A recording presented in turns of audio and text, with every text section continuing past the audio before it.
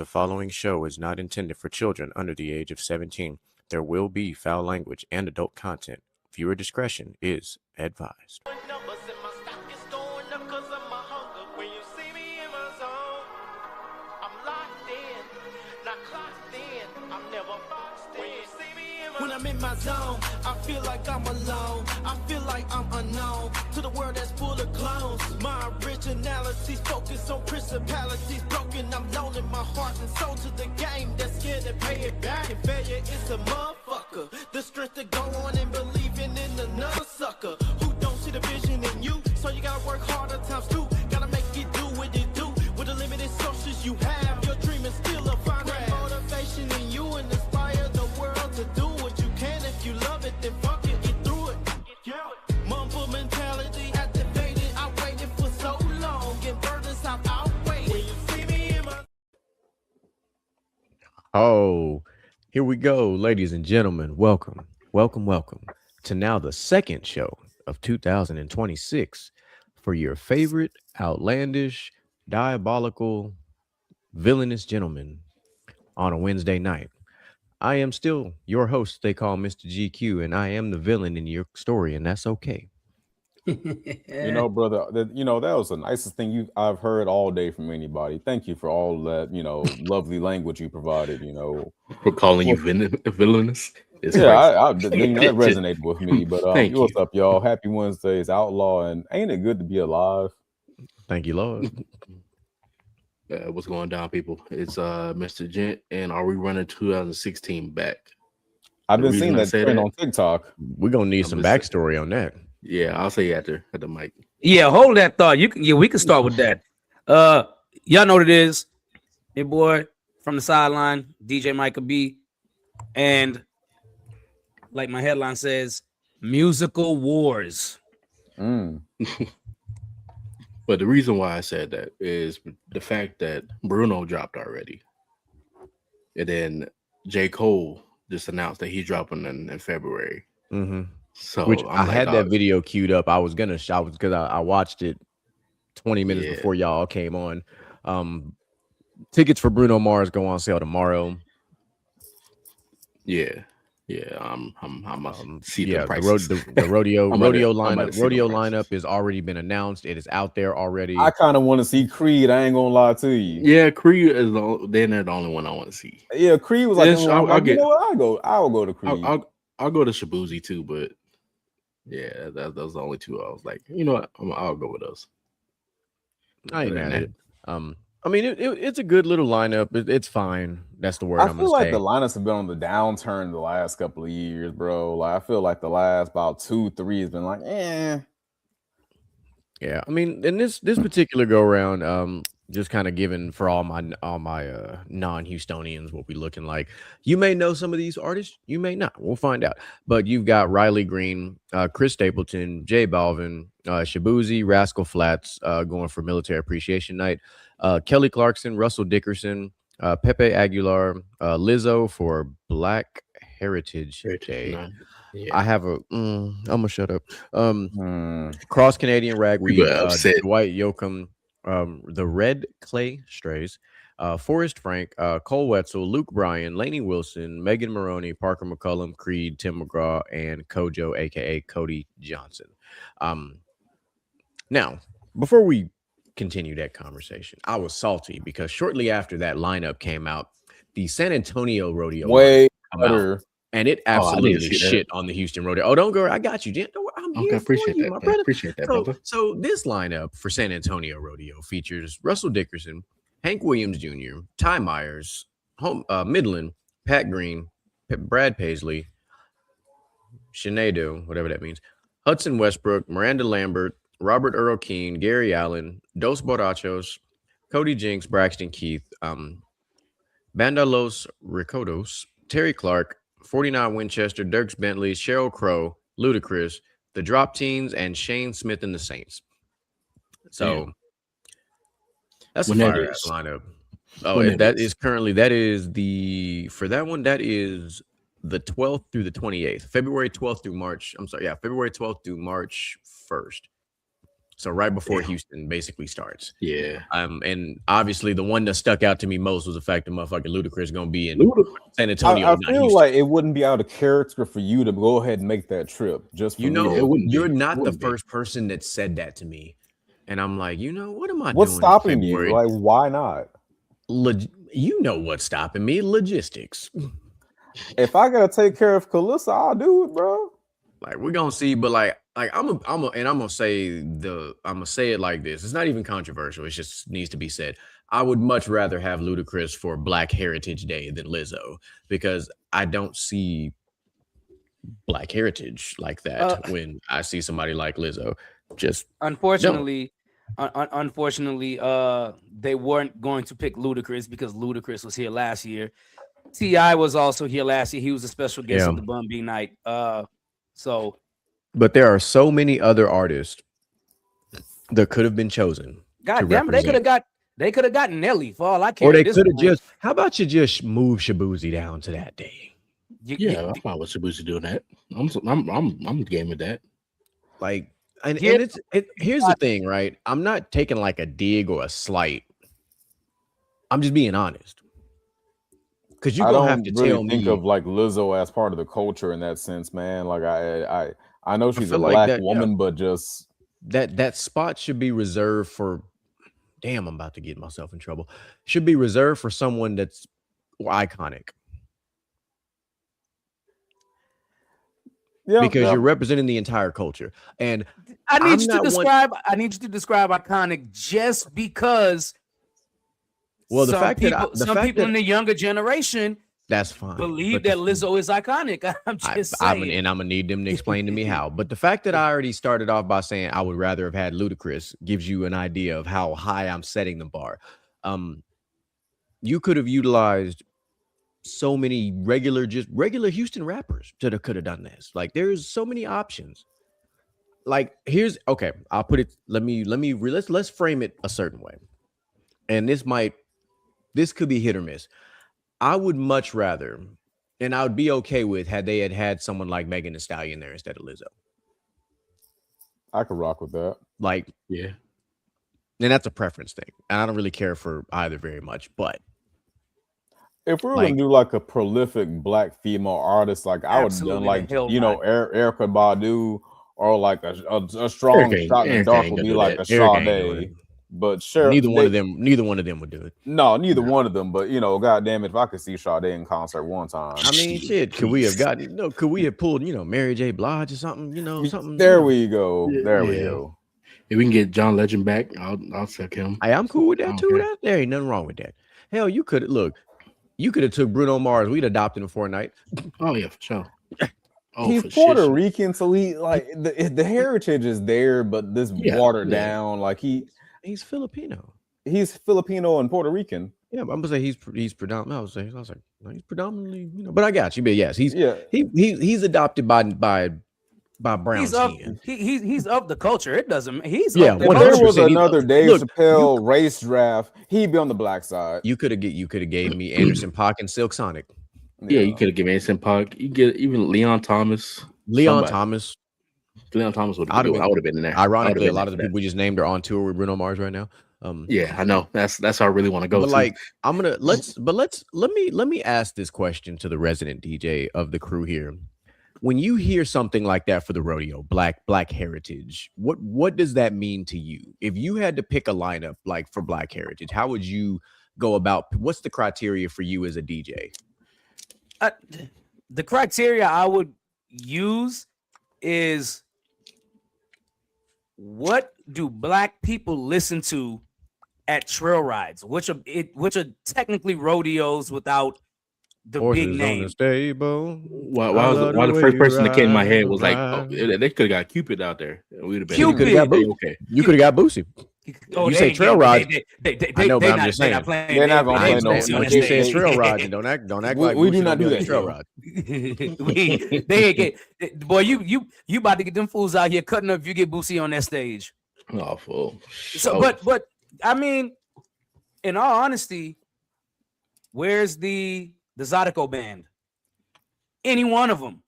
Any one of them. I think the Zydeco band would have been fire. Where is your guys like Tyree Neal, Tucker, people like that? That's honestly what I think of when I think about rodeo. I mean, why not even somebody? And this could be left field. So by all means, correct me if I'm wrong. What about somebody like Darius Rucker? Right. And see, he puts on a damn good show, and he still represents for the culture. He just country. That's all. I just don't think they would put him on Black Heritage Night just because he's a predominantly country artist. So he can go anywhere in the lineup. He can go anywhere. But we understand the history of country music, so it fits perfectly. It does. But we also understand folks don't want to give us credit. Yeah. No, not that. Not that. Because Darius Ruckus performed at the rodeo before. It wasn't on Black Heritage Night. No, that's not. I was just being petty. Yeah, that's not what I was gonna say. But you got to understand the person they want for Black Heritage Night is a black person that's global, right? So, like Darius Rucker is global, but he's predominantly country. Means you could put him on any other night other than Black Heritage Night. So is Lizzo global? That's literally damn global, bro.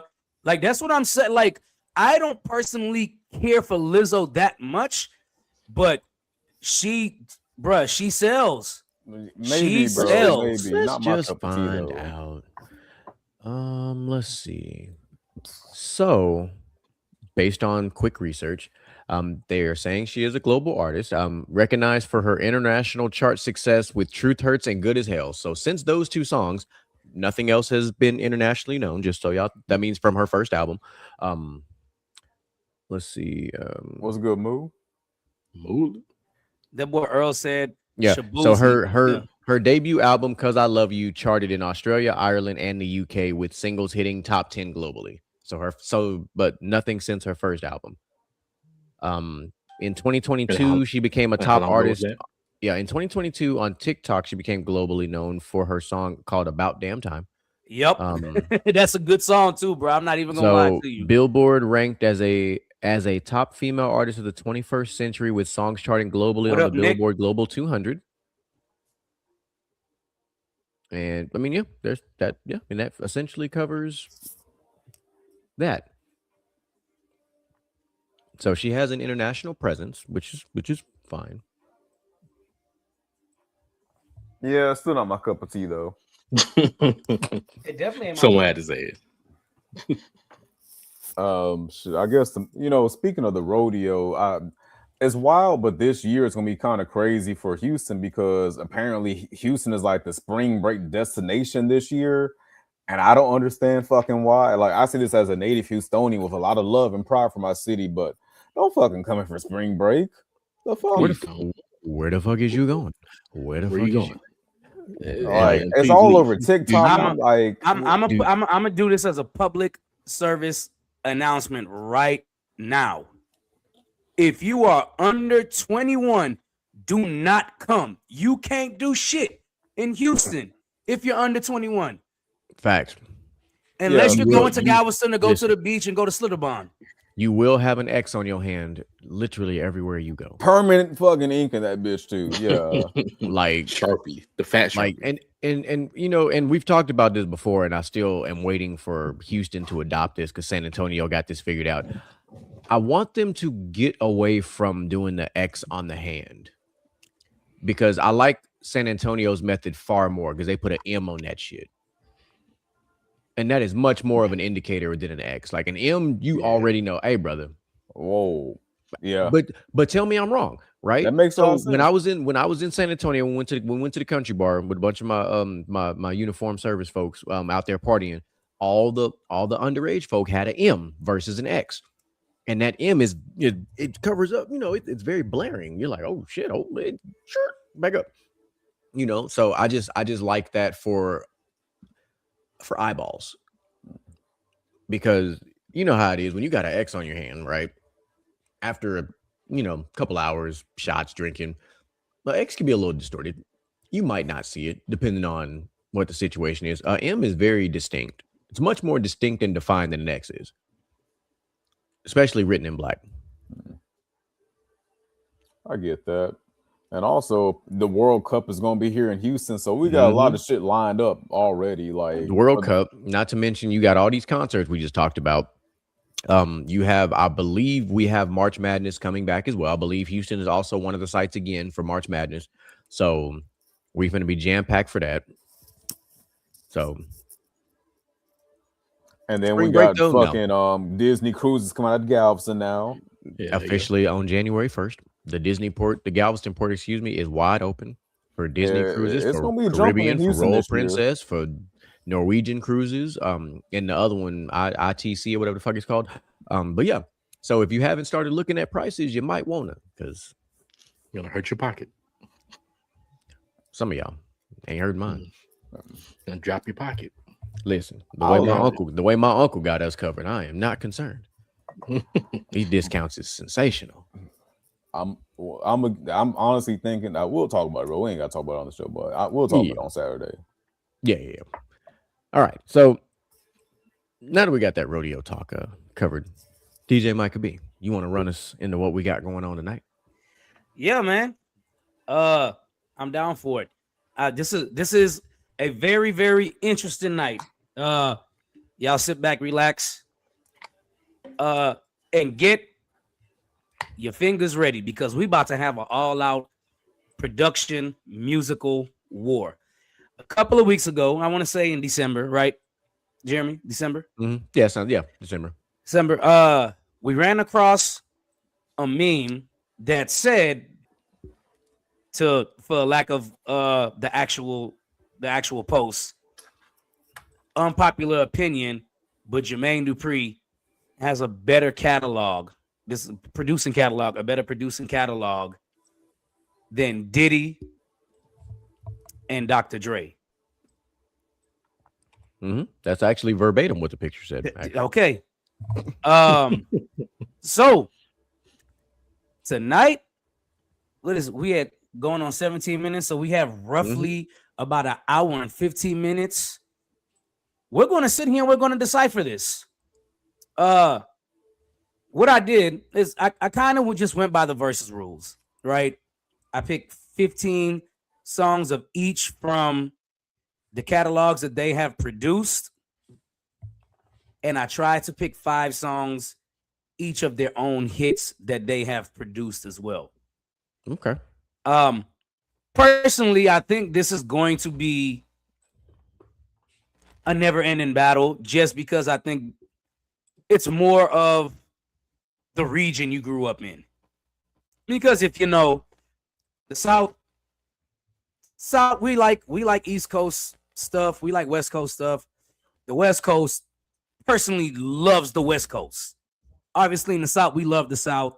The East, they love the East, but when it comes to specifically Diddy's music, it's more of nothing but New York. And if you know one thing, New York is going to ride for New York, and nobody can touch New York artists, even the bad ones. I mean, backpack rappers and all this stuff. So Moo isn't on here, but if Moo is on here, guarantee you Moo is going to ride with Dr. Dre. Yeah, I know y'all love the South too, Moo. Don't worry. I know the West loves the South too. If Moo was on here, Moo's probably going to ride more with Dr. Dre and the West Coast.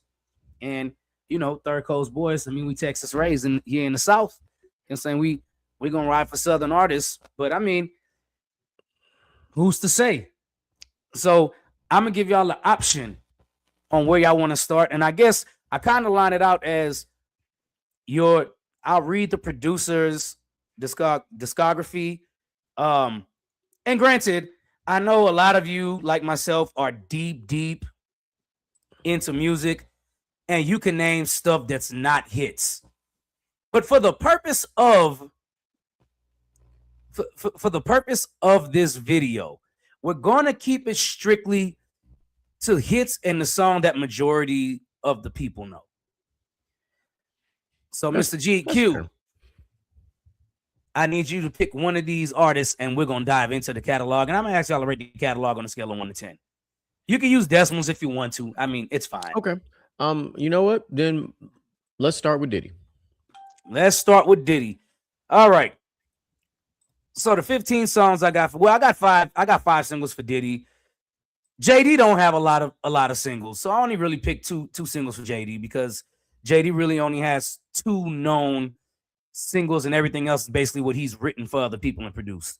Right. Okay. So the 5 songs I got for Diddy, obviously, There For You, Bad Boy for Life, Victory, All About the Benjamins, I Need a Girl Part 1 and 2. I know that's 6 because of Part 1 and Part 2, but I mean, you can't pick either one of those when it comes to I Need a Girl.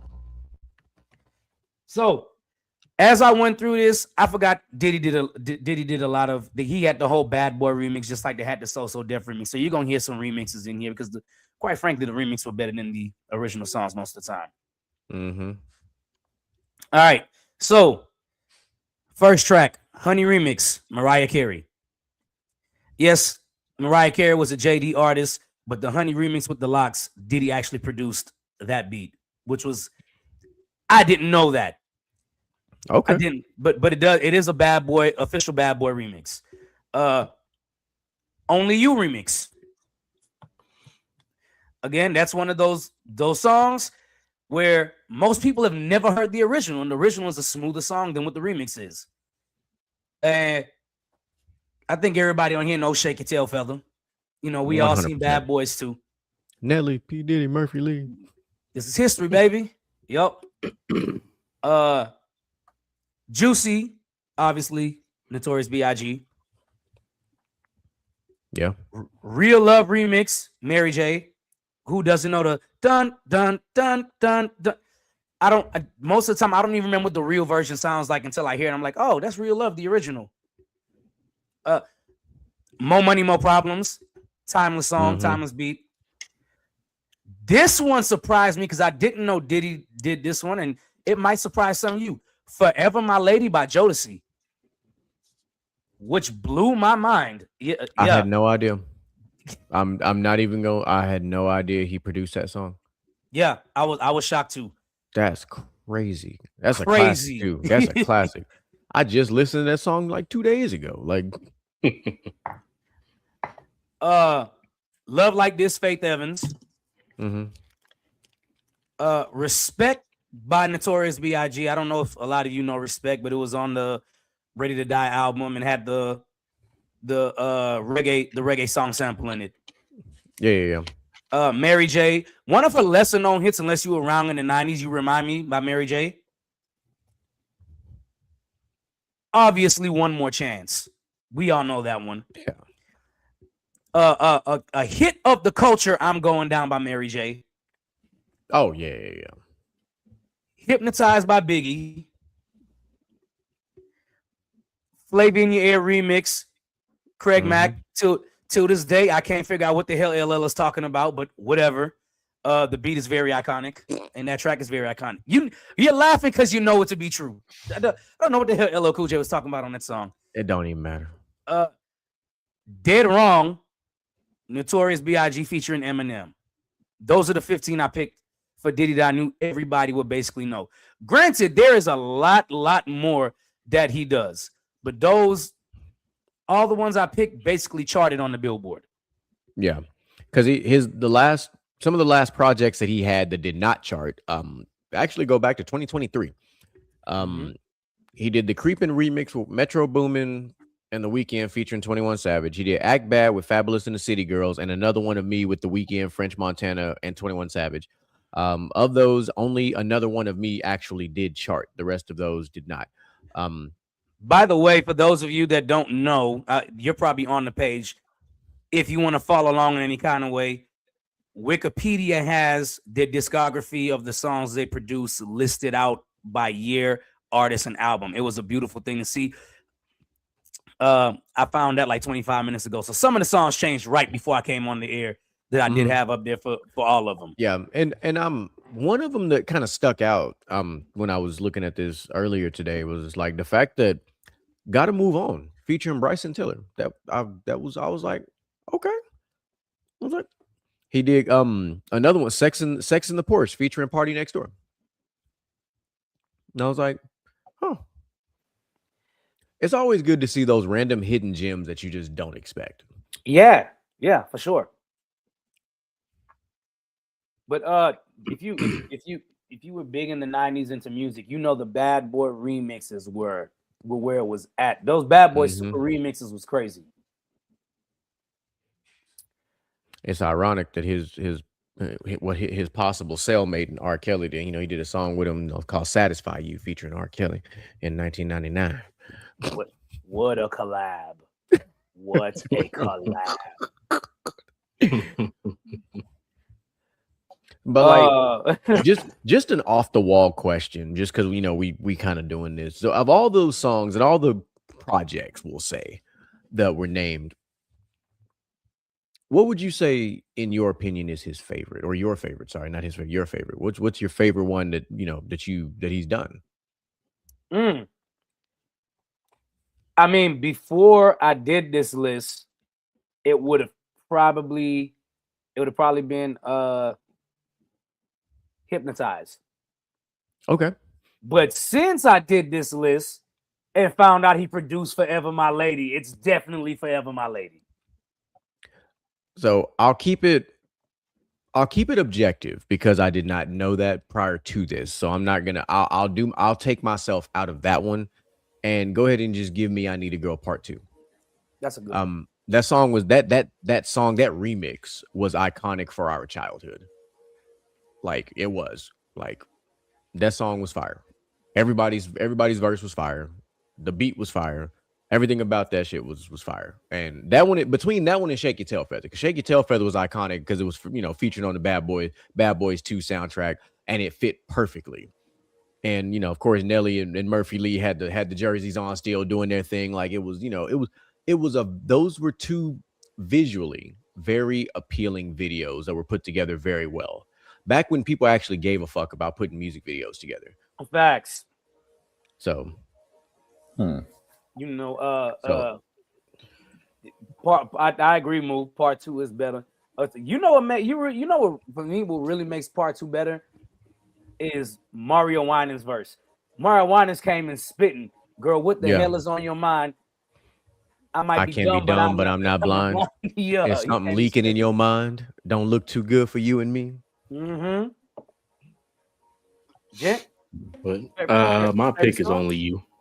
Only You is that. Don't that just be like that bass line. So it scratches the brain just right. DJ Micah B, just something that threw me off. I noticed something glaring. Nothing from Day 26 was on here. That is true. Nothing from Danny D. Kane was on here. No, I didn't put Danny D. Kane on nothing. Here. No, I'm talking about on the list in Wikipedia. Oh, on Wikipedia. See, okay, so here was the confusion with that. So for Danny D. Kane, because I thought the same thing with Danny D. Kane and Day 26, but there is a reason why they're not on here. For those specific albums, Diddy was executive producer. He did not actually produce the song.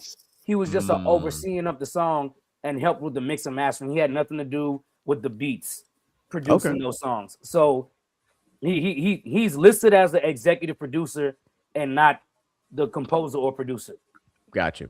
On those projects. So yeah, that kind of threw me off too, because I was just like, no Day 26, huh? Okay. Because you know that had us in a chokehold in college. Like that was. I for sure thought he at least produced Put It On You, but he didn't produce. I thought he did too.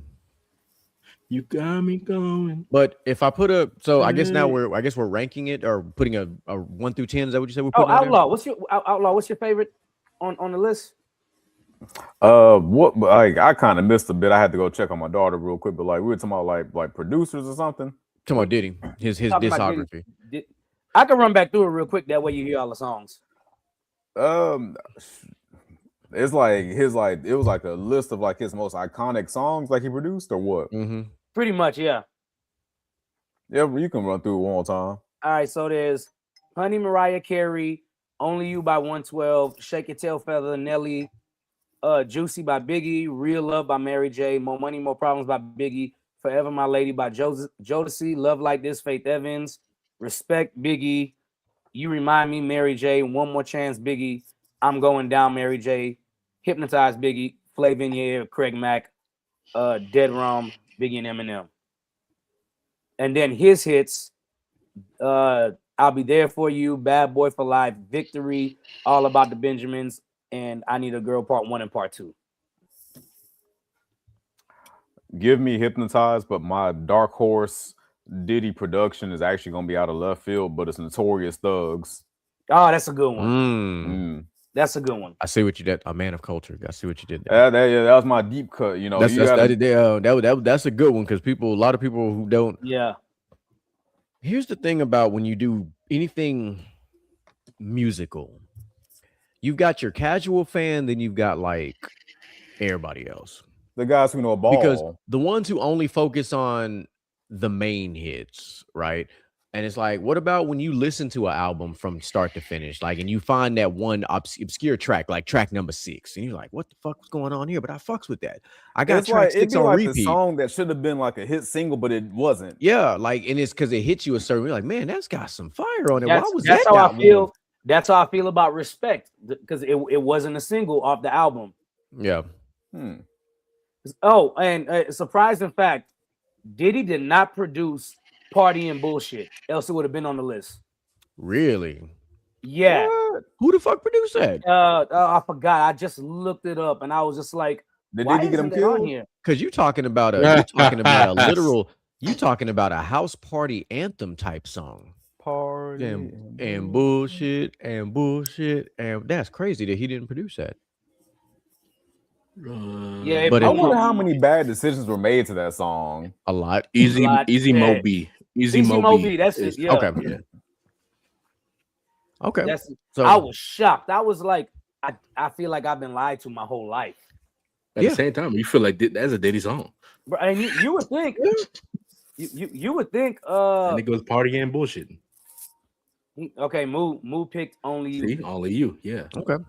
Jesus, so the Notorious. If I was to put a ranking or a scale grade on this, I'd give it a solid 8.6 because there's a lot of bangers on here, but this is the first person I gotta leave room for controversy. But I think but you know, despite how you feel about whatever name you want to call him today, the hits are the hits. Sean, the hits are the hits. And it's no different than if we were looking at somebody like R. Kelly's discography. Like how you feel about the person is one thing, but the hits are the hits. Oh, you know. R. Kelly's discography is a 10. Like, man, look. R. Kelly got tracks produced for Michael Moose said a Jackson, 7.8. He said 7.8. Okay. Let me get I'll keep track. Okay. So we can recap. How long? I give him about a good 7.5. Damn. I was giving it 8.1. DJ Mike? I'm going with a solid 8. I'm going with a solid 8. That's like, it's solid, but it's solid, but there is room. Like I know better producers. So because like it's supposed to be like Diddy versus Jermaine Dupri, right? And Dr. Dre. And Dr. Dre. Because like I was looking at Jermaine Dupri, you know. Oh, we gonna get there. He will get a higher score. Yeah. Bro, that one. In all honesty, boy Jermaine. In all honesty, Jermaine Dupri's was so hard to pick out because he could have went like 30 songs deep on singles. Like, to be completely honest, like I feel like if you were to go on the streets, and I want to be specific about this, and only ask millennials this question, you would probably get a lot of different answers. Oh yeah. Because to be honest, if without looking at their discographies, just knowing music the way that I know music, if you were to randomly have pulled me on a random and asked me, I would have said Jermaine Dupri first. I would have said that too. Just because of how much we grew up with most of the artists that he most had. Of Usher's hits. Like Usher, Jagged Edge, like you keep going. Which let's rewind 1 second on more of this stuff with Diddy is no 112. Yeah, Only You. Only You. I know, but is that's it the only song? Like we have a lot of 112. That's not the only song, but that's like the only single he produced for him. Like Cupid, Diddy didn't produce. Sky is the Limit. He didn't produce none of the other actual bangers. Right. They were just signed to Bad Boy.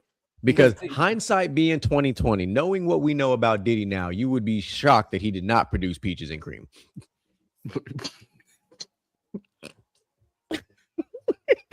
I second. Yeah, I get. Yeah. Okay. And hold on. And Anywhere.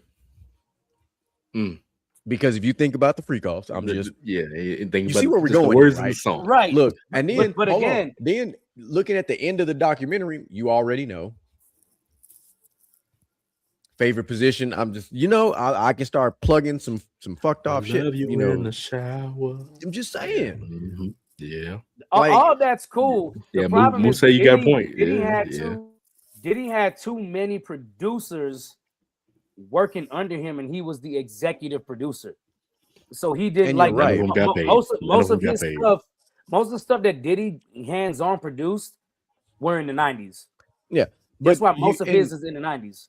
But see, you wouldn't know that by watching him, because the way he had it seeming, he was him. These are my artists. These are, right. He was still getting credit. He was still getting credit as the executive producer, which means he was still getting money off of it. Right. So they're signed to his label, because remember, he had to break off from I forgot what label he was with at first, because he got let go, and then they started Bad Boy. Yeah, by 100%. itself. So once Bad Boy made it by itself, he got real hands off of the making the beats part and just executive producing and being like, okay, we can work with this, we can work with that. This is a no, this is a no. Yeah. Who y'all want to do next? I feel like we should save Jermaine Dupri for last. Yeah, just gonna be real. Okay. So we'll do Dr.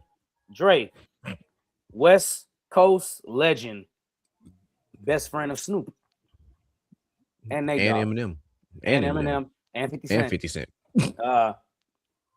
Those are some cool friends to have. I'm telling you, those listen, you feel protected by them. If you go out on the town with those four, ain't nobody fucking with them. Nah, not at all. Dr. Dre is worshipped in California. And Snoop is worshipped in California. Ain't nothing gonna happen to you. All right, I hope Moose still on here. I know Moose probably gonna jump down my throat, but like I said, we're gonna stick to more of the singles. Okay, more of the singles. I'm gonna start off with the 5 hits I picked, Dr. Dre. I think the 5th one Moo would agree with. So, Dr. Dre's personal hits that he produced himself. Nothing But a G Thing. Forgot About Dre. Next Episode. Still Dre. And last but not least, anything from the Chronic. Anything from the Chronic. It doesn't matter what you put on from the Chronic. You're gonna jam. Mm-hmm.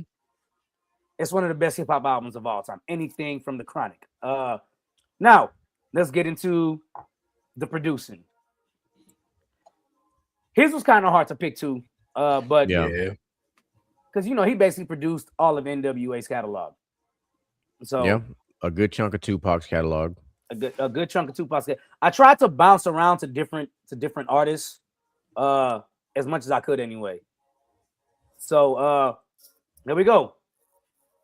How We Do by The Game and 50 Cent. Fire ass beat. Mm-hmm. Probably the biggest hip hop hit of all time in the club. 50 Cent. My Name Is Eminem. Wicked Slim Shady. It's funny that you say that. Real Slim Shady. Eminem. The all-time great classic, Gin and Juice. Snoop Dogg. Yep. Or Snoop Lion, whatever the hell he go by these days. He just go by Uncle Snoop. Hey man, that man's got that boy's on side quest all the time. Yeah. He is the example of a side quest. I want to be like him when I grow up. Yeah, bro, for real. I want to have a cooking show with a white lady too. Pass it a joint like, hey. Remember, only one of those people on that cooking show was a convicted felon. So I definitely want to work with a convicted felon white lady. To be fair though, Snoop beat a case that he, probably shouldn't have beat. Yeah. I mean, hey, what you want me to say about it? I was not involved in that case. You know what? You're right. OJ did too, but you know, OJ did it. He did it. But anyway, he's still right now looking up at us.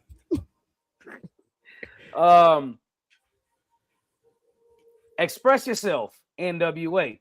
Mm-hmm. Which is an all-time classic beat. That's a dope beat.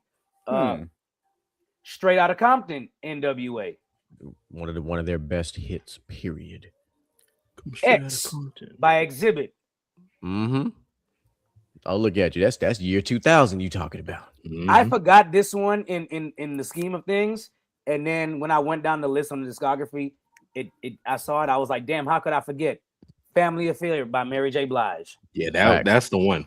That's the one. Hold on. That's in that same year though, you had Busta Rhymes Break Your Neck. Yes. Yeah.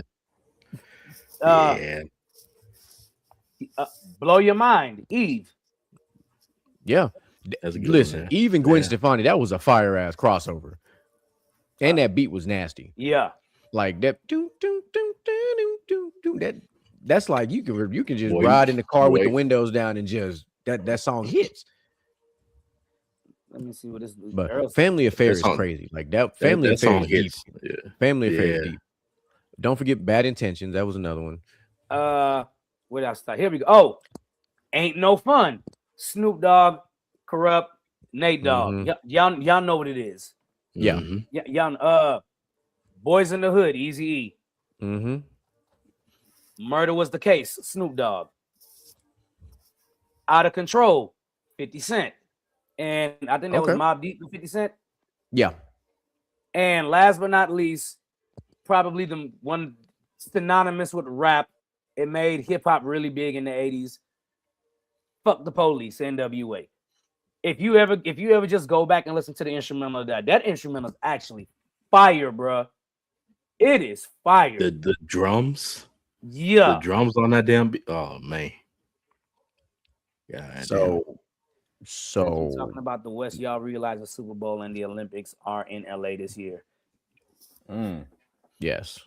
Still not going to California. Facts. I got to go later this year, but that's a different story. My bad. I skipped one. California Love. I was just I was like, no California Love. I was like, say that? Or no? I was like, I skipped one. I was like, that was like, if you go back to like 90s hip hop music videos, California Love might be a top 5. I Get Around might be a top 5 too. I Get Around. 100%. I Get Around's pretty iconic. Hey, listen. Round and round, round and people still use that meme and give, bro. Like Tupac doing that little weird ass dance, but it hit, Like, hey. But I mean, I feel like that's how Bobby Shmurda came up with his dance. Hell, he probably was drunk or high when he came up with it too. Yeah, or both. But we talk about like iconic hip hop videos of the 90s. Don't forget, Summertime by Will Smith definitely was in that mix too. That was a banger. Summertime. And then one other one that we didn't name that I just wanted to throw out there, just because we talked about her before and not getting truly the respect she deserved as a hip hop artist, and that's Satisfaction by Eve. Because we're not gonna let people forget about Eve. Like y'all only see her as an actress. Y'all ain't see Rough Rider and all the other. Didn't she marry the owner of Reddit? Yes, I believe so. I think you sent me that. Mad at that. I think you the one that sent me that. Yeah. Okay. I love that for her. But question: didn't he produce No Diggity as well? Yeah. Yes, he did. It's a lot. It keeps going. You can't. That's what it keeps No going. Diggity is that. Hey, it keeps going. So I'm going just a little bit further down. And 2016, he did Dope with T.I. featuring Marsha Ambrose. He did New Day with Alicia Keys, New Day in 2012 with 50 Cent, Dr. Dre, and Alicia Keys as well. So I was like, okay. And he did some other random projects with Eminem. Because him and Eminem do lots of random projects together because they're literally basically best friends in so many different ways. Like they made songs together. He did kill him. He did kill him basically in a music video. He did kill him, and then he let him out the basement. Like it was just like this weird ass. Like they have the weirdest relationship out of everybody. Because like the amount of like I feel like without Eminem, I don't think we ever see that side of Dr. Dre, because that was the side of Dre we didn't know we needed. Yeah, right. That weird, funny side that we were like, I didn't know he had that in his bag. Like, because Eminem is a quirky guy, and then for him to bring something like that out of Dr. Dre is crazy. Yep. He said, hold on, bring this one back up. He said, God did. Like from DJ Khaled, God did? Right. Hold on. Let's fact check something real quick. Because if that's the case, hold on. That would make a lot of sense if you think about it, though, because that does sound like a Dre beat. Damn. It could be. Let's see. The Super Bowl is in the Bay, not LA. Okay. Yeah. Actually, up here we go. Features productions from DJ Khaled himself with Street Runner, Friday, a feature artist, H, Amar, T88, Akachi, Dr. Dre, the ICU, Tay Keith. God, dog, this got a massive group of people on here. That right there be the issue right there. Yeah. that'd be the issue right there. I'm pretty sure everybody's hand on it.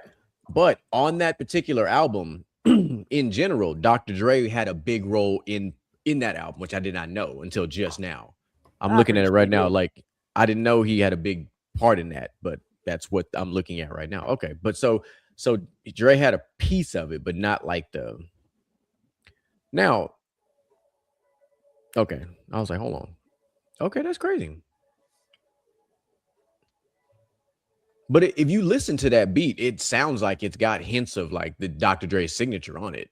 I feel like the part that Dre had the most input in is Jay-Z's long part. He's notorious because he did some stuff like that for Busta Rhymes. Because in the past, Jay-Z has written a lot for him too. Yeah. For those of you that don't know, Dr. Dre is a rapper, but he doesn't write a lot of. I feel like Dr. Dre played a big role in the bridge of that song too. Yeah. The part the Future did, like, because that is a Dre thing. I feel like he absolutely put that bridge together. All right, man. So tell me, what's your favorite? Your favorite on the? Forgot about Dre. Easily, huh?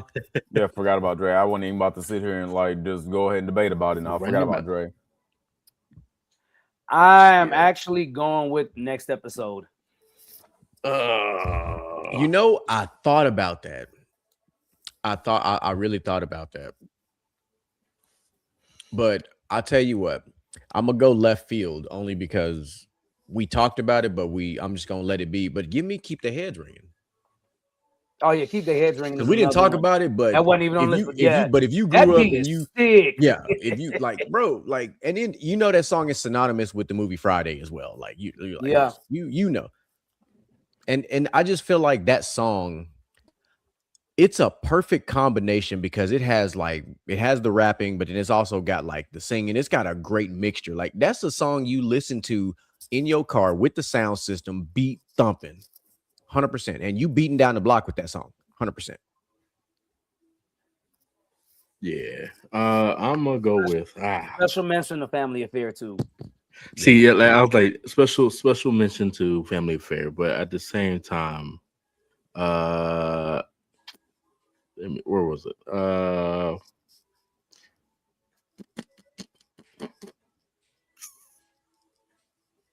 I can't. The song miss my mind right now. Hold on one second.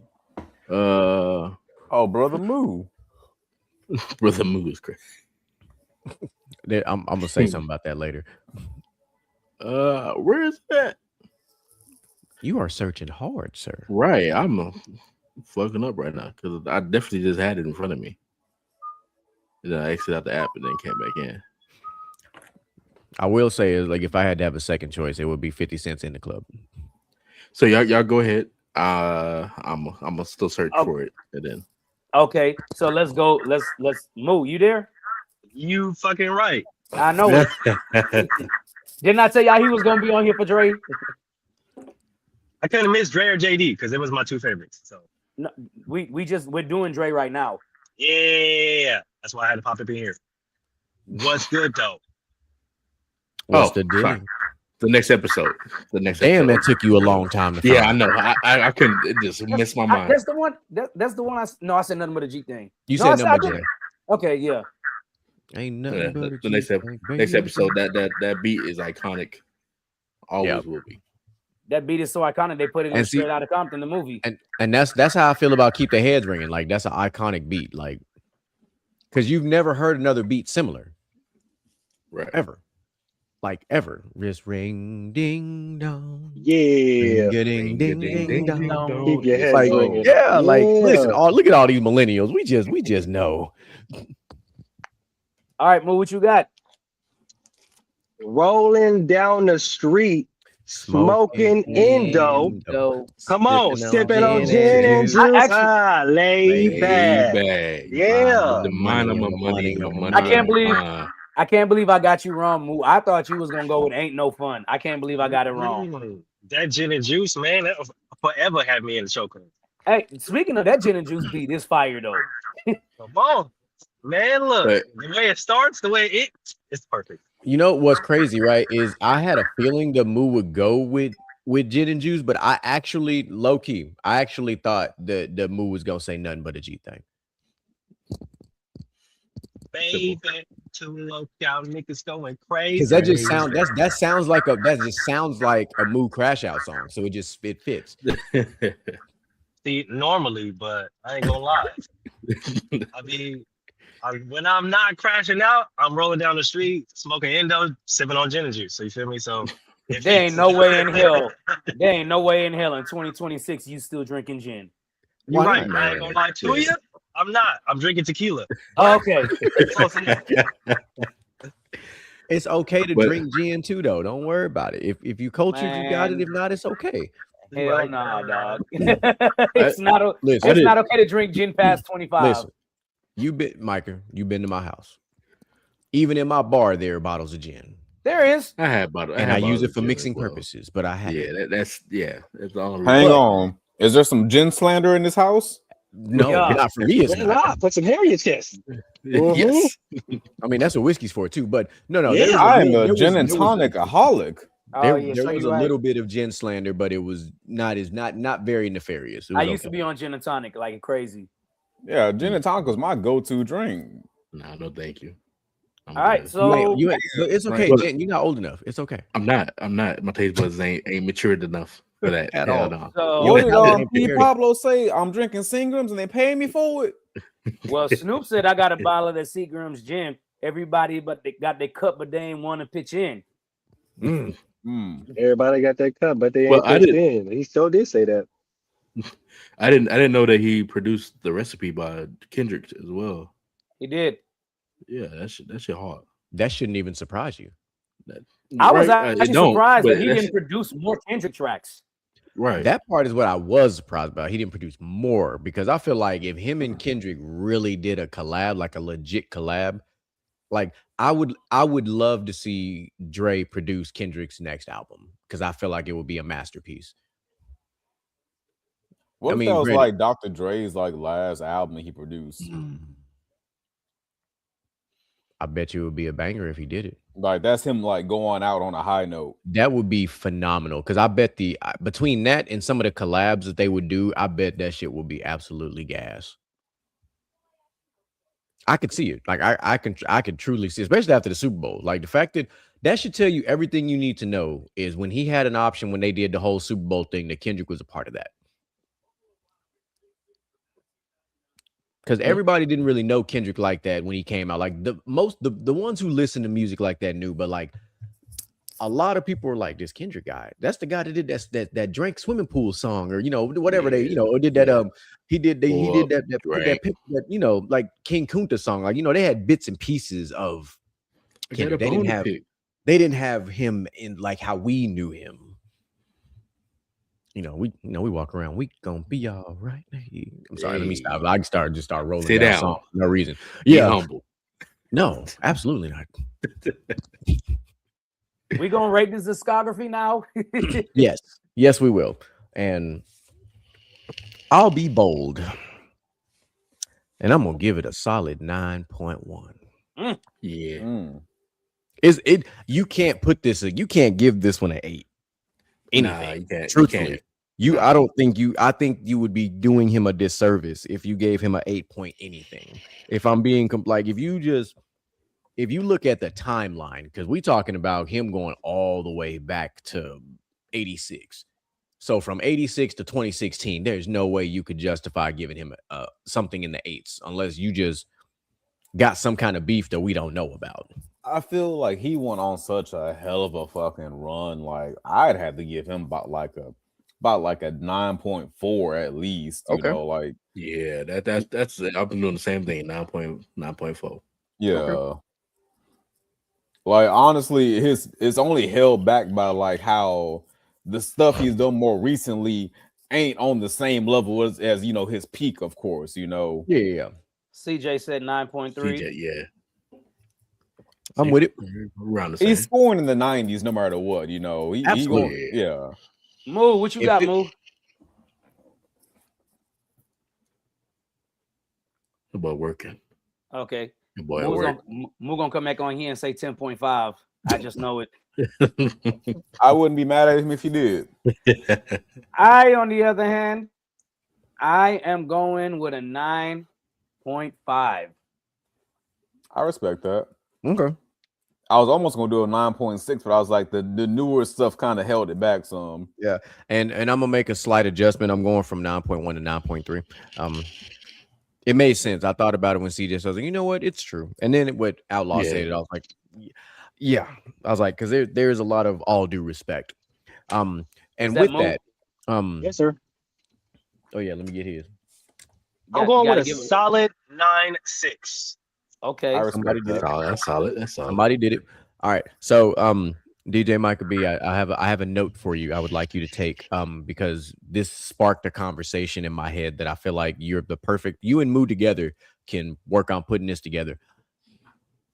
Something along the lines of Mount Rushmore of producers.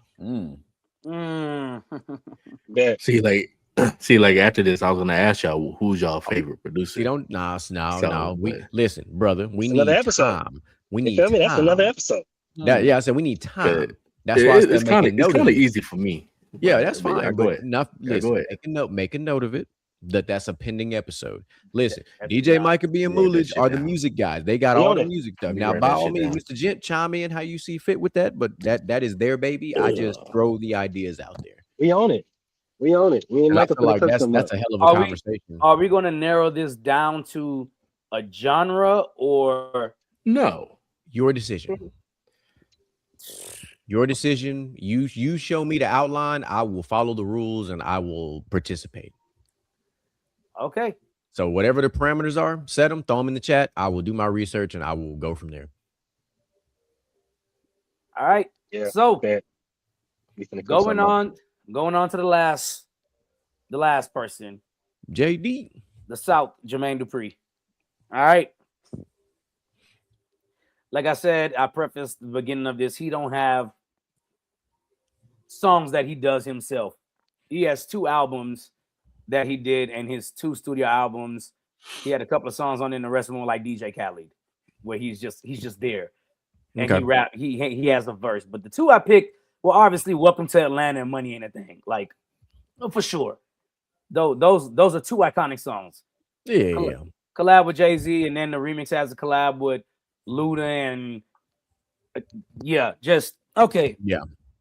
So let's get into Jay-Z's discography. Again, he's another person just like Dr. Dre that we could have just kept going. All right. Yeah, and he actually got and he only got a start. His start was only like 6 years after. Correct. Dr. Dre, 6 or 7. It's like 92 when he started. So, right, which brings me to my first point. The first single he had produced is an all-time classic, "Jump" by Chris Cross. Jump, and Mac, man, I make you. And not to mention the trend setting with clothing, wearing your pants on backwards and your shirt on backwards. Yeah, that's still a little too wild for me. It is, but I'm just saying it was a thing. What a wild time to be alive. What a wild time. What a wild time. Because you know what? Had somebody do that in the age of social media, they would have got absolutely roasted. And that's the problem. Kids these days is too damn afraid to be embarrassed. They're too afraid to try to be a trendsetter. There you go. That's the one. Like the thing, if you think about trends across our childhood, you had to take a chance. You had to be bold. I don't think we have kids in this generation that are bold enough. Like they'll try shit on social media, but then they'll take it down, or they'll leave some shit in their drafts, as they like to say, you know. But nobody's out there except for the ones on Vine. I got to give them their props. The ones on Vine was bold, trying to do some trend setting type shit. Not doing shit. They were just doing shit at that point. and there are still Vines that I quote on a daily basis. This is facts. Not even gonna lie. Yeah, every day almost. Everybody Damn, says, Daniel. "Oh, you mean?" Bring that ass here. I still say that. That's one of my favorites. Depends. Actually, me and Mike could probably say that shit the most when we with the groups. Fuck you, mean? Yup. Next song up, "You Make Me Wanna," Usher. Mm-hmm. I don't think I need to explain this one. Okay. He knew ball. I mean, that's obvious ball. That's an alley-oop. You got to get that one. Next one. This is on the hardest comeback album of all time. "We Belong Together," Mariah Carey. Yeah. I'm with you. After that, "Just Kicking It," Escape. Yes. Just kick it. One of them groups that just still like they don't get the true credit that they deserve. Because man, listen, bro, Escape had banger after banger after banger, and I think people like just forgot. I think it was only for a finite period of time. Like they didn't have longevity. They didn't need to. They had they just had an epic run. Like as a kid, I just remember my mom cleaning her house on Sundays to Escape, SWV, and all that type of shit. Like that, you know, Biggie, Pac. Like no, that was just like a time to be. But like when she had a long day of work, Just Kicking is what she was playing. Kick off your shoes and relax your feet. Like I still play that. Next, "Nice and Slow," Usher. We don't need to go into that. No, it's obvious. It's obvious. Next up, "Where the Party At," Jagged Edge. Yeah. Next, another song off the hardest comeback album ever, as I call it, "Always Be My Baby," Mariah Carey. Yeah. Next up, we have one of the illest remixes of the culture ever. "In My Bed, So Def" remix, Drew Hill. Yeah. Man. It went from somebody sleep to somebody sleeping in my bed, messing with my head. Again, another classic Escape song. "Who Can I Run To?" Not to mention, hold on. Now you talked about remixes. Hold on now. What about "Let's Get Married" remix, the Run DMC remix? Can I finish the list? Let me finish the list before you start throwing stuff out there, please. Thank you. I didn't know you had this. It's so much on the damn list that you can just spit out there. And, hey. Next, I did put this one on here because this song had us all in a chokehold. And what I mean by a chokehold, I really mean a chokehold if you wasn't inquired, because you couldn't get the words out in one breath. "Like You," Bow Wow and Sierra. Man, definitely had y'all in the had chokehold. Nobody show you all of that. You had to breathe before you got that motherfucker out. Man, you have to learn how to breathe from your diaphragm to do it. 100%, and let the air seep out through your nose slowly. Next two songs is from a top 5 R&B album of all time. That would be "Confessions Part 2" and "Burn." You got 1 and 2. He produced 1 and 2 at that. I mean, nobody knew what Part 1 was until the album came out. We just went with it. Like I heard Jermaine Dupri talk about this on a podcast. It was like people was just like they didn't even care there was a Part 1 because the Part 2 was the single, and then he came out saying, "But there's more," and we did a Confessions Part 2, and nobody heard Part 1 yet. So. Look, and don't worry, CJ, we're gonna have it's a whole conversation with that because because we know Bow Wow whole music career. We know. Not fresh as I'm is though, CJ. Just thought I'd throw that out there. Anyway, next we got the iconic Southern song, Grills. I mean, we all know whether you want to take the original version or either one of the two remix versions, it doesn't matter. It's a banger. Boys really was taking their gum wrappers and turning them hoes into grills. Yeah. Nah, for real. Gotta press it on there just right. Let Me Hold You, Bow Wow. Mm-hmm. And then last but not least, you already said it, Let's Get Married, Jagged Edge remix. So what's going on across the... My bad. Sorry. The backstory to that one though is crazy. Jagged Edge was mad that he did the In My Bed remix because that was their direct competition. So he had to pull something out for Jagged Edge, and that's why he went to go get Reverend Run, and then he was like, I mean, that was a hell of a... It almost didn't happen. That's a hell of a concept to have both of those epic remixes. Not to mention the Welcome to Atlanta remix. Like, yep. And mind you, this list that I put together doesn't include the I Think They Like Me, the Lean with a Rock with it. Yeah, because this list could get real stupid. I mean, just between JD and Dr. Dre alone, it could have got stupid ill. You could have done a verses with those two. Yeah, it could have got done. You didn't even have Freak a Leak on that motherfucker. That's what I'm saying. Like it could have got, it could have got crazy. Yeah, and then right off the bat, I'll throw an honorable mention out there just because it's another one of them.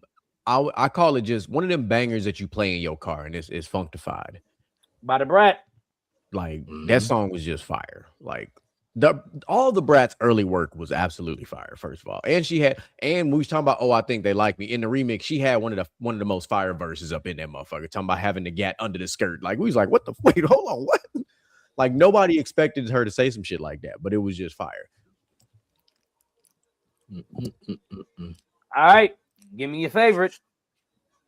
You got it, bad. I fuck with it. I'm not mad at it. It was either that or Always Be My Baby. I couldn't decide, so I was just like, I had to throw it out there. Just You Got It Bad. So this one's tough. It's a toss up. This is a toss up. But I'm not gonna overthink this. I'm gonna keep it where it's at. And the song I'm picking is simple for me personally because it has a tie to my life. It has relevance to my life potentially now. But I'll leave that for where it's at. But it is very simply Out of My System, Bow Wow featuring T-Pain. There you go. That's a good one too. That's the one. I'm gonna leave that right there where it's at. If you know, you know, and if you don't, too damn bad. Because that song is deeper than people realize. You don't know what you do to me. That's hey, yeah, you pull that one out. It's a banger, and the video In the Rain, like. So I thought I was your man, and now I'm sitting here crazy, looking like damn. So I don't know if you said it, but I don't think you did. But my favorite song out of his, everything was "Run It," the remix with Chris. Because that damn, did JD produce that for real? Yes, he did. Damn. Okay. Yeah. That's a good pick. Yeah. Now, because I named a modern one, I'll give one from the older days just because it's still a classic for me to this day. And it's Where the Party At from Jack. Oh yeah. Because, for sure. Because you could play it. Listen. I played it at the Christmas party. I know. Like that man. And then he did produce one. I know he produced pretty much all of his music, but he produced one of my all-time favorite Usher songs that I will listen to even to this day in his bedtime. Like, I know everybody likes a lot of the mainstream stuff that Usher did, but here we go again talking about those songs that it, but it wasn't like one of the main ones. And bedtime it wasn't a single. And if you were a choir kid and you had a little bit of vocalism and you could sing that song to a female, that opening set of bars was really all you needed. But I feel that. Outlaw, you still there? Didn't he produce I'm My still Way here. as well? Didn't he produce what? My Way? Yes. Yes, yeah. That'd be my next one. That was the original single dude's anthem. Yeah, for sure. Like you was trying to steal somebody's girl when you played that song. Tell me I'm lying. Listen to the lyrics. He got into a beef with Tyrese in that damn video. Like I remember that shit. So forget a little midget. My mind on 7 digits. Before I pay God to give us my digits. I'm not gonna overthink this because this is a lot of stuff, and I'm just going to go out there and say Confessions Part 2. Yeah, I'm with it. Yeah, no, for sure. And then like I'm not gonna lie. Unfortunately, You Don't Have to Call was produced by Pharrell, and it's on yeah. See, that's the we'll talk about that later. Or that would have been the one for me. We would have talked about that later. I just want to say this. I just want to make sure that people understand when we talk about these individuals, right?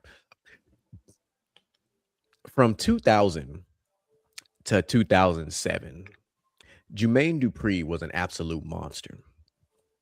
And if you don't understand what I'm saying, allow me to visually, for my millennials specifically, because this was our era. This was us in middle school going towards high school. So let me just remind you guys of what the fuck was going on. And starting with the year 2000. Bounce With Me. Bow Wow, That's My Name. Let's Get Married. What You Like. Puppy Love. Ghetto Girls. You Got It Bad. U-Turn. Where the Party At. Thank You. Take You Home. Another one. Basketball. All the athletes knew about basketball. Hell, they use that to this day. Too Hood. Yeah. Welcome to Atlanta. What the Hook Gonna Be? Damn. You know, fucking on this beat. My Baby. You Should Have Known Better. Burn. Confessions Part 2. My Boo. The original song the boys was trying to sing with them girls they was talking to, and don't act like I was wrong. No, my Boo is the Hitman Club remix. Let Me Hold You. Like You. Fresh As I'm Is. It's Like That. We Belong Together. Shake It Off. Get Your Number. Don't Forget About Us. Grills. I Think They Like Me. Call on Me. Control Myself. Feeling You. Every Time the Beat Drop. Pulling Me Back. Shorty Like Mine. Out of My System. And Baby Don't Go. Shorty Like Mine. That's all the way to 2007. That man was a demon. A demon, dog. And finally, I'm gonna rate this thing 10.5, dog. Debate over. No, it really is. It's been over. If there's anybody with more perfect discography, producing wise, point me in the right direction. I'll follow them because JD is really like that. The nigga was really like that. I don't care. I don't care. No, I don't care. They were the freshest he was, bro. Period.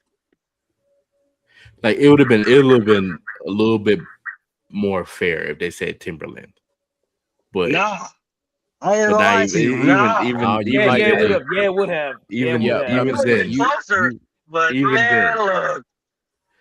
man, look, I ain't gonna lie to you. That would have been more of an argument there. Confessions Part 2 damn near separate JD already. Yeah, for sure. He wrote this shit about himself. The situation is about his life, and he literally had a nigga sing it about his life, and the shit went diamond. Yeah. I don't think not only did it go diamond. Timberland not only did it basically related to Usher's life at the same time, other than the pregnancy. Yeah, like Timberland in the year 2000s was also epic, but I just wanted to make sure y'all understand. It's like people don't truly understand the power of Jermaine Dupri. So I'm just gonna put a few more things in your head. These are from 1990 to 1997. These are like artists of different things that he did. The group Immature, of course, you all remember that. He did Tear It Up on Our Worst Behavior. TLC, Bad by Myself.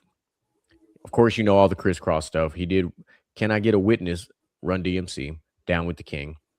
He did, of course, a bunch of stuff with Escape. He remixed a lot of Bobby Brown stuff. He did. Yeah. El DeBarge. He did that track called Slide, Heart, Mind, and Soul album. TLC, Kick Your Game, Intermission, and Switch. Let's see. Looking for other ones that kind of pop. MC Light. A lot of people forget. He did Keep On Keeping On, Have You Ever, Everyday, TRG, Zodiac, and Keep On Keeping On remix. Little Kim, he produced track 13 off the Hardcore album, Not Tonight. New Editions, Tighten It Up and Shop Around. Johnny Gill, Love You Right. Yeah. Aaliyah, I Got Your Back. Let's see. Yeah, and those are like the most, obviously some of the, and then the Braxtons, if you're familiar with the Braxtons, he did So Many Ways and Take Home to Mama. Oh, you know what? I did forget about this one. If you watch Big Mama's House, then you definitely know I Got to Have It. Yeah, I got to have it. Yeah, not Jay-Z, boy. Jermaine Dupri was on Demon Time.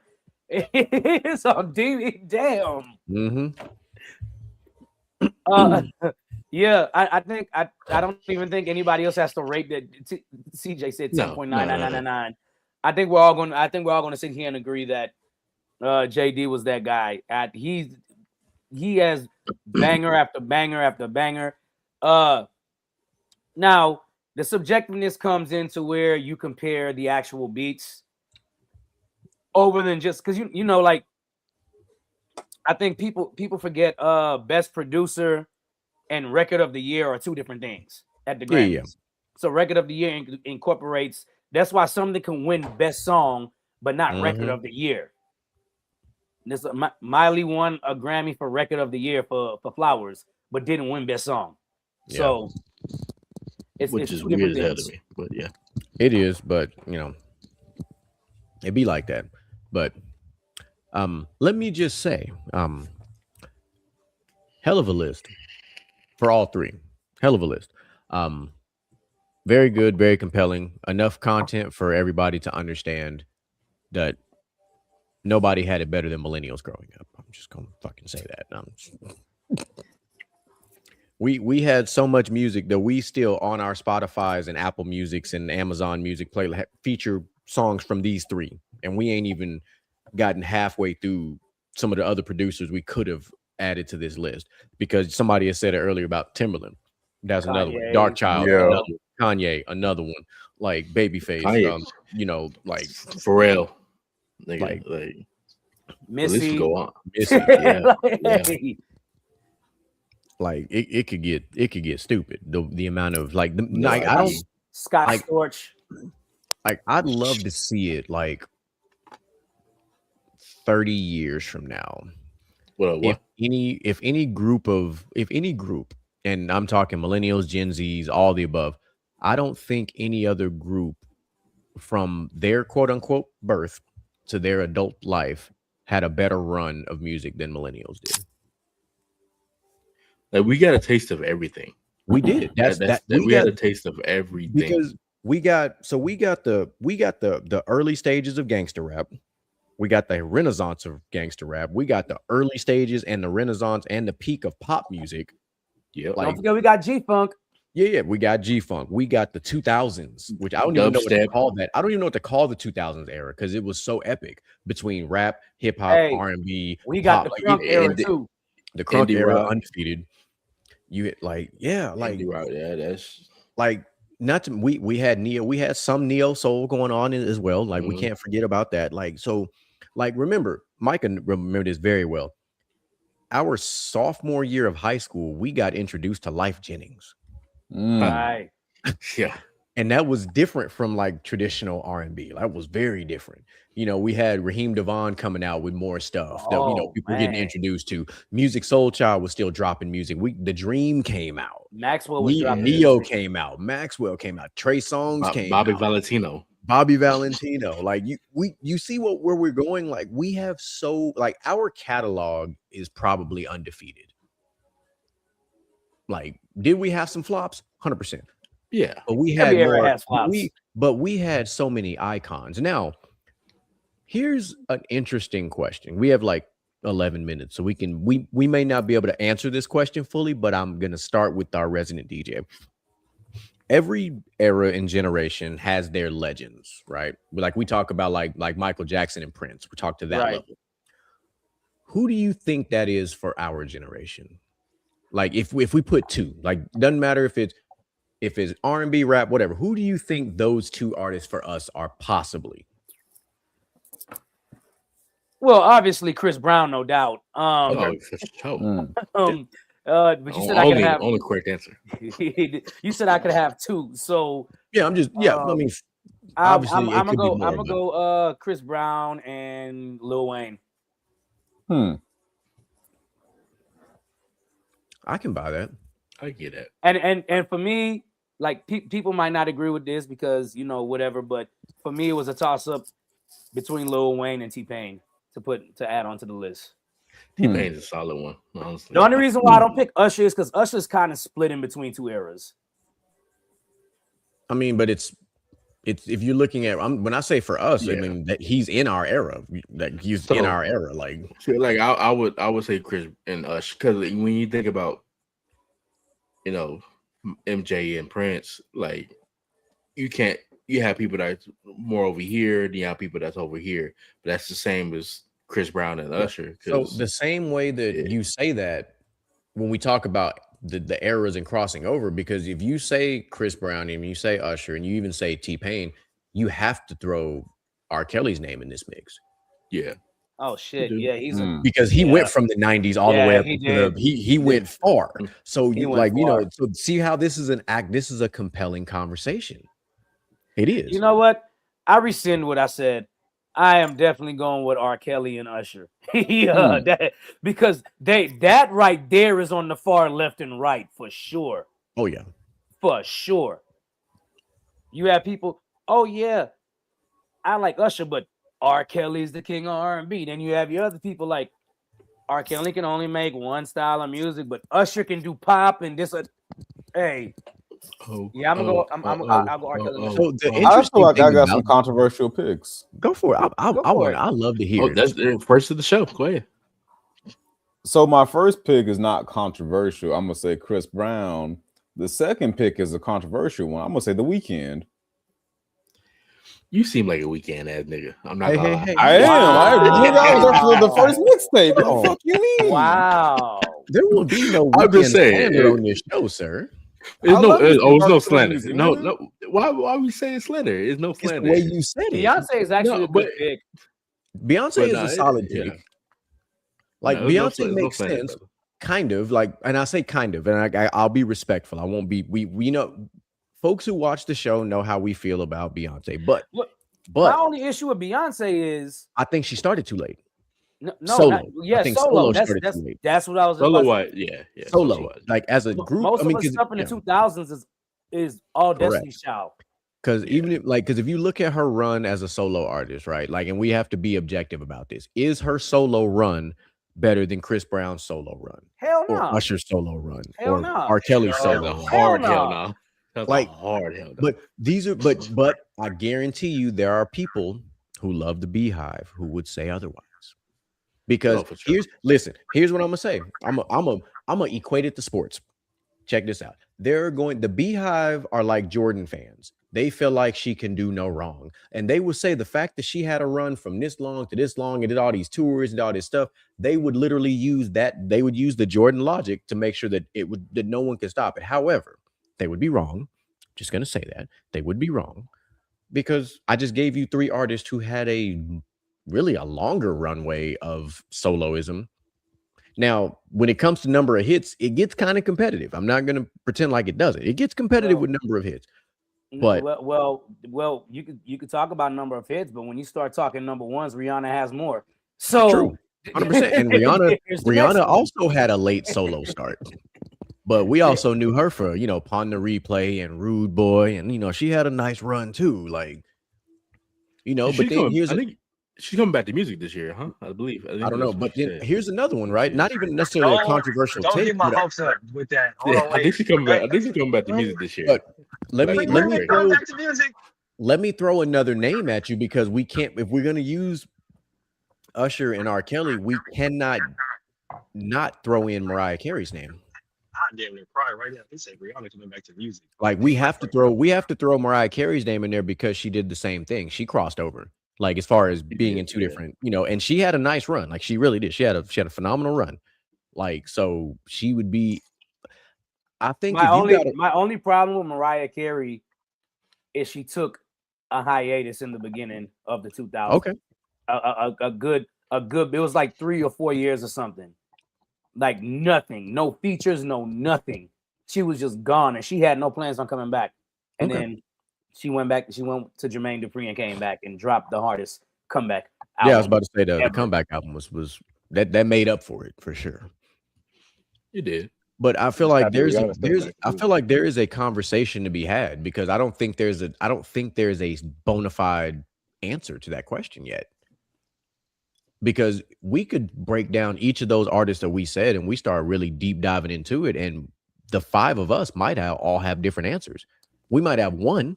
We may all have one artist, but we might have a slightly different second answer. I don't even know if we have just two. We might be the generation that has four. I think, first of all, I think you should go by decade. Let's start there. It should go by decade, and I think part of the issue that I'm going to run into with the 2000s, because obviously I originally picked Chris Brown, but I don't think Chris Brown's run really started until more of the end of the decade. Granted, he had some good songs riding in around when he dropped Run It in 2005. Yeah. So he missed half of the decade right there already. Yeah, and that was also at the heat of the peak of Usher too. Like right. So Usher gonna easily take and R. Kelly, yeah. So because R. Kelly had TP2. R. Kelly had Chocolate Factory. Yeah. Right in the heart of that. So around and then hell, even in the 2010s, he had TP3 Reloaded. Yeah. But then when you get to the 2010s, it gets Chris Brown's name should honestly be said. That's competitive between Usher, Chris Brown, and R. Kelly in the 2010s. That's competitive. They all dropped banger albums in the 2010s. No, I'm not putting R. Kelly in the 2010s. That's fine. But then if you just put Usher in there, those two dropped banger albums in the 2010s. Like that's interesting. That's a good conversation to be had. Like the 2000s is interesting because you also had Neo, you also had Mario. You had a lot of artists that dropped a lot of albums in that time frame, and we didn't even really finish naming everybody because we still had guys like Tyrese and Tank drop albums, Genuine dropped albums, like the OGs dropped albums in the 2000s as well to kind of throw their name in the ring. Genuine too. Came back and had so it's like Avant dropped 2 albums in that time frame. Like Jagged Edge dropped an album in that time frame. I know we're not talking about groups, but just like so much stuff happened in the 2000s. Like we would have to really go back and look what marquee albums came out in the 2000s era, and it's probably a ridiculous list. It might go down as one of the best 10 years of albums. Like that would be a fun conversation to have too.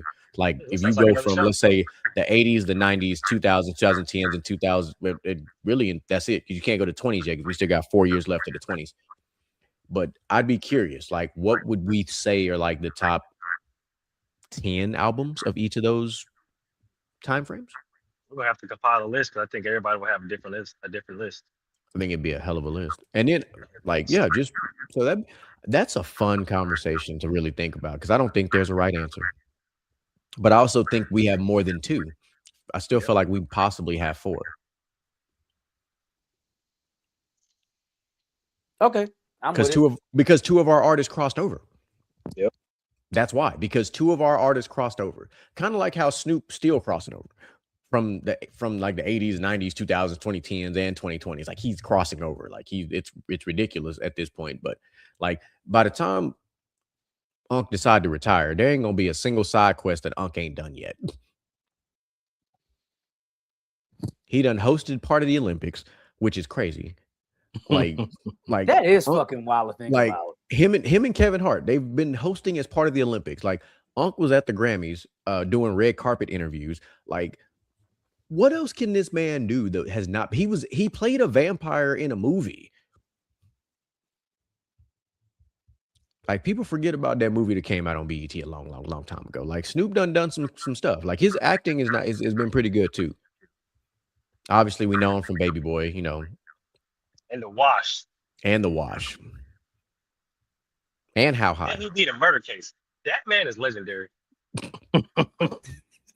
Pitch Perfect. He did drop a reggae album too with the name Snoop Lion. Smoke gets in my eyes. Yeah, I know. I had the album. Yeah, DJ. Yeah. Not to mention the random electronica song he dropped in Sexual Eruption. That is probably his best song of all time. I don't care because that's my shit, bro. The fact that he said, "Let me jump on this auto tune thing and drop an absolute banger," and it's unironically a really good song. I swear it is. I just want to take my time.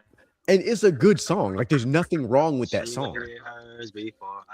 You know what? I want since CJ brought that up, I want to end on something that I heard online. And and I want to see if y'all agree with this. It was a comedy show, but it really hit home with me. Right? This man said, I don't know if y'all know who CP is. He's a comedian.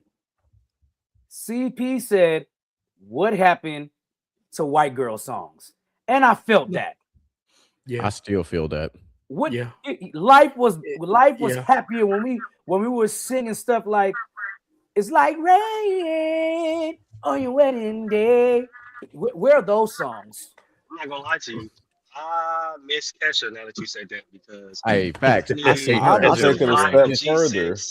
I need the TikToks, all that. Moo, I saw Kesha in concert at the House of Blues here in Houston. She put on a hell of a show. Like when that song "Don't Stop" came out and she had gold fucking glitter and streamers and shit coming out, I was like, this is fucking crazy. Yeah. The white boys need to get back in the garage. What happened to the fucking garage band? See, that's the one. That's the statement. The white boys don't get into all kinds of bullshit. They need to get back in the goddamn garage. Where are the gym class heroes and the Fallout Boys? Like, where are they? All want to be rappers. They all want to be rappers. Thank you, DJ. You want to know who we were wrong? You want to know who we were wrong? It's all of these biracial children out here with these Caden and Jaden and Braden. Where is Rex at? Okay, where is Cole? All right, where is the goddamn Billies? All right, I don't hear. Not blaming the half and halves. Yeah, I'm blaming the halfers, bro. I'm blaming the halfers because why? As soon as niggas get away with rapping that shit, now everybody want to be a rapper. Now everybody want to be Drake. Now everybody want to be J. Cole. Okay? No, we need to Fall Out Boys. We need the Red Hot Chili Peppers. Okay? We don't need no more Jack Harlow. Who got like light-skinned children, bro? We don't need no more Jack Harlows. We don't need them. I want to hear the name goddamn Gunner again. Okay? I haven't heard of Gunner in 10 years, bro. All right, where are the Harleys at, bro? Like the most white boy name I ever heard. I knew a motherfucker named Maverick. Like unironically, where the Mavericks at? Unironic, that nigga name was Maverick. I'm like, bro, you white as all. That's where we went wrong, bro. That's where we went wrong, bro. All the Jadens and Cadens and Bradens and Haydens. Let me tell you, music started going south when names started looking like PlayStation gamer tag names. Charlie XX, NBA Youngboy, 21 Savage, XXXTentacion, however the hell you said his name. Look, bro, I thought that shit was triple extension for the longest time. I did too because I didn't know how to say it. God damn it, Juice WRLD. I call that nigga X. Hell, low key, Travis Scott sounds like a damn gamer tag. I said that. I mean, I agree with in concert too. That's the sad part. I do agree with Moo though. Like, where are the Gunners and the Mavericks? The Coles. Yeah, man. Where are the Knicks? Like, you know, like we had like Nick Lachey when we were younger. Like, you know, like we had where's Adam Levine? Like, where's the Axl Rose? You know that one. Where's my Chester Bennington? Where are the white boys with two names like Billy Ray? Like I need somebody that when they say their name, I hear an ego in the background. Like I need to hear. God, I need to hear it. Yeah, bro, where's the real American name? You know what I mean? Like, I saw something on TikTok. This is gonna be my fucking closing statement. When the nigga name is like fucking Wolfgang Mozart, you know that nigga was destined for greatness. Fucking Beethoven, you could not be an average nigga. Start naming your kids magnificent fucking names again. God damn it.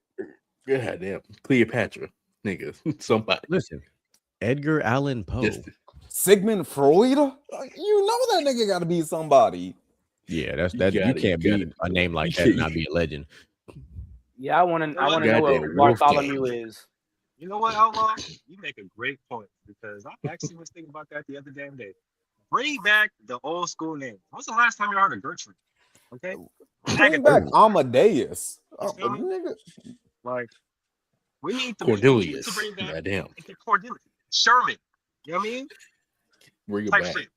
That's what we need. Okay. Let a nigga named Thurgood become a fucking quarterback. Like it just be like a Thurgood out there, nigga big as fuck. Shit. Hold on. Nigga, the name Barack.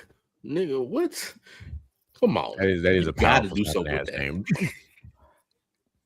Yeah, that was my closing thoughts. Like, name your kid something great. It gives them pressure to be somebody. Just stop giving these bullshit ass Ashleys and Cadens and just give us back some goddamn Odysseus and some Maximilians and some fucking Neros. Like, give your kids some fucking great names. Bring the Maximilians for sure. Or at least come up with a unique name that everybody else ain't got.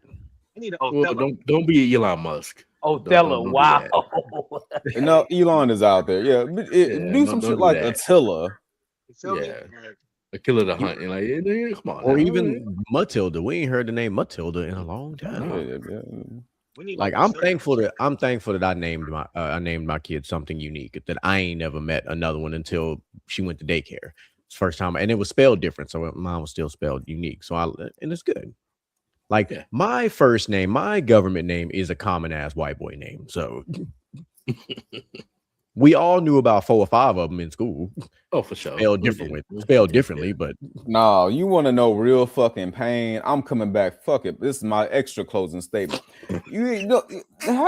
Imagine having a very common name as a black dude. That's also a very common white boy name. And they got to start calling you Black Josh because there's so many fucking other Joshes. There's a Mexican Josh, about 5 different white Joshes. And then you got I'm not gonna be 100 with you. I'm 100. Your mom bless you. Because if they see a Josh in the pool of job applications, white Josh. We'll get him in for an application. Well, if you look at my last name, you would never know my ethnicity was. You would never guess. You won't. Hey, listen, it is a blessing and a curse. They had to put emphasis on my name a certain way to differentiate me. They started calling me damn near a mixture of Jeremy and Jerome, to what they started calling me Jerome, just because they knew I had a little flavor. Like that's the type of shit I was growing up with. That's why, and this is a fun fact, ladies and gentlemen. I've told you guys before, if you've ever listened to the show, that Will Smith is one of my idols. He is the reason why I go by the name Jay. Jay was inspired by his character James on Men in Black when he got rid of the AMES and left it as just Jay.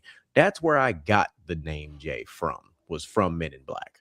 And I used it ever since I saw that movie. So there's your little nugget today. Placed. We could be cool like Micah. Micah got a whole biblical name and shit. Like, yeah, Mike. I do. It's something powerful about Micah Bacchus. It's something. That's a good name. It's name on here like that. Man, you got Micah B right there. Come on, listen. Yeah, Micah B. Micah Brown, Micah Black. What? No, the way the Sherrod just said that made Micah sound like a goddamn Greek god. Like he was about to throw some lightning down on some shit. Well, Bacchus is the Roman god of wine. So damn, it's crazy how I put that together. Come on, look at that. This nigga no ball. Of course I do. He said that's my last name. I got to know. Obviously, in Greek, it's Dionysus. Hey, Dionysus is a hard ass name. So if you ever have a kid, that's the name. Dionysus Bacchus. Golly, that just sounds like the name president. Like it's so short. Atlas. Like you just think about Atlas. Like damn. The most famous what? Because of Grand Theft Auto? CJ is the most. Here we go. Maybe CJ is the most famous acronym. Yeah, CJ is definitely. Yeah, it is. Well, growing up, TJ was the most famous. Like TJ was a very common 2-letter name. TJ, CJ, and Ty. Those are like 3 of the most common, and I'm a not couple gonna of lie JJ to you. sprinkled in. Like somebody tried to call me JC one time. I said, "Don't ever say that shit ever again." Boy, I was like, I know JC. Hell no. It was a female too. She was like, "Can I call you JC?" I was like, "The fuck, you cannot." But like, because when you think about it, it's like you sound like J. man, I was about to say, you think about the NSYNC singer immediately. Yeah, I don't go by JJ or JC. Like, my name is fucking Josh to like 90% of people, bro. Josh. I was thinking Drake and Josh. That's all I thought about. That's funny. I never thought I needed like an elaborate nickname, bro. That's crazy. Listen, hey, Josh. I was gonna say something when he said that because I was like, "Look at that, y'all! Calvin got a job." Hey, Outlaw. If we ever collab, we're definitely gonna be called Drake and Josh because my middle name is Drake. My middle name is Drake, and you could be Josh. There you go, bro. I'm gonna say something controversial, and y'all niggas. I know y'all niggas tired of me talking already, but I have never seen a single episode of Drake and Josh. What? Never seen a single episode. Crazy. I've never seen like the Zach and Cody. Be so simple. Listen, brother, you can't do Drake and Josh in 2026. One of them is in jail. Drake's still in jail. Drake's still in jail. No, I'm pretty sure he's still in jail. Because of the little documentary that they had. I'm pretty sure he's still in jail. You know, some nefarious ass shit. No, I never watched. I don't know what he did. So I mean, I don't know. I'm gonna let you look it up and see for yourself. But after you see it, you ain't gonna want to do that reference. All right, man. Final thoughts, because we're gonna keep cutting up. Final thoughts. Well, I've had 3, so let me shut the fuck up. All right, Mr. Gent, go ahead. Goddamn. No, it was a good show. Y'all come back, same bad time, say to Pat channel. Run up some numbers on Instagram, TikTok, run them up. Go ahead and like and subscribe and everything you got to do to see our pretty faces again over and over throughout your week. Outlaw, I have my 2. I actually have more than 2 for the video that you sent in the group chat earlier. We're gonna talk about that shit next week, bro. I'm falling asleep on. I ain't gonna lie to you, bro. Yeah. We're gonna talk about that next week. So yeah, for sure. Yeah, we'll circle back to it. Put a pin in it. Stop using that goddamn Microsoft Teams lingo, nigga. Damn. Circle back, nigga. I'm traumatized. What the fuck? Just go ahead and put a pin in it. And then hey, I'm gonna need you to shut the hell up. I'm a CC your manager, nigga. Ryan, y'all gotta relax. Move. Final thoughts, man. Final thoughts, Move. Hey, man, my final thoughts is JD is probably the best producer of all time, and bring back regular white people names. If you're not naming your kid Generator Rex or Colt or goddamn motherfucking or Axel or some shit like that, don't name him no fucking black name. I don't want to hear no more Jaden, Caden, Braden, Jordan. Okay, if I see another white person and his name is Devin or Devon or some weird shit like that, I'm crashing the fuck out. Y'all have a great night. I'm gonna catch y'all next time. Outlaw, you alive? Barely. That boy, whole bottle of water is all over his keyboard right now. Oh, I'm crying. That's why you can't drink anything when a crash out is talking, because you don't know what's gonna happen. Oh shit. Hold on. Excuse me. Ladies and gentlemen. I put it up, but Move was going on his rant. Hold on.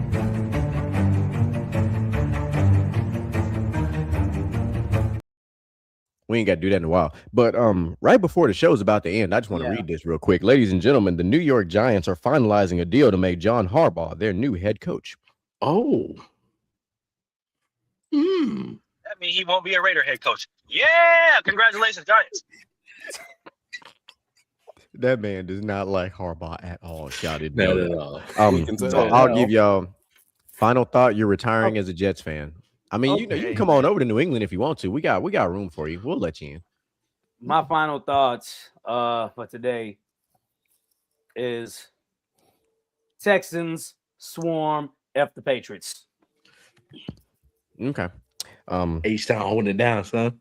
I'll finish my final thoughts very simply. Next week, ladies and gentlemen, prepare for Mr. Jen, an outlaw, to put together something sensational for us, our third show of the year, and it is the top 10 movies of 2026. So, which is a lot. Which is a lot. I imagine it's perfectly okay, gentlemen, if you expand that list to 15, because there is a ton of fucking movies coming out in 2026 that we know of. There still might be some more to drop. Like we just saw a trailer for another fucking Odyssey movie that's coming out. That's being done by Ryan Scorsese. So that's on the list already. We got the third Dune movie. The lineup on the Odyssey, the lineup for the actors on So if you want to make this list 15 or 20, do your thing. The whole entire show could be literally about the top we just gonna rename it the top movies of 2026. How about we just do that? Because we probably gonna run out of space and opportunity. But I'm gonna say one thing about that, bro. The fact that we get Doomsday on Christmas. Yeah. Bro, like the fact that you would have to probably be at the movies like for 6 fucking hours to watch both movies, bro. Yeah, I have to decide if I'm brand new day this year too. I got to figure out if I'm gonna have childcare or not, because I'm like, you got to go stay with Joe. You got to go somewhere else, because I'm dropping my kid off. I'm seeing both the same day. I'm being bold. Mama, hey, get them kids. We're gonna bring them all to Uncle Micah. I gotta see Doomsday first. Like I love Doom, but I'm not Doomsday. I've got to watch first. Yeah. So, ladies and gentlemen, prepare yourself for that. Top movies of 2026 happening next week. Another fire show. I told you guys, we have January just on lock. We got shows upon shows upon shows. We got a draft upcoming here pretty soon, so y'all be prepared for that. Outside of that great show tonight, DJ Micah B, Mulu, shout out to you guys for putting together a phenomenal list, phenomenal show. We love all that. And the rest of my closing thoughts are very, very simple.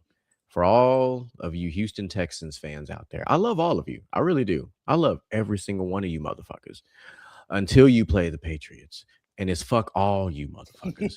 Fuck your Stampede. I'm going to use this red cape and you bitches going to olay and miss and hit the wall all fucking Sunday. So, CJ, you better get out of here, that bullshit. I'm excited about the game, though, because I'm glad that we get to play again, because we have such a storied history of our two franchises playing each other regular season playoffs. It's always they're always exciting, close games.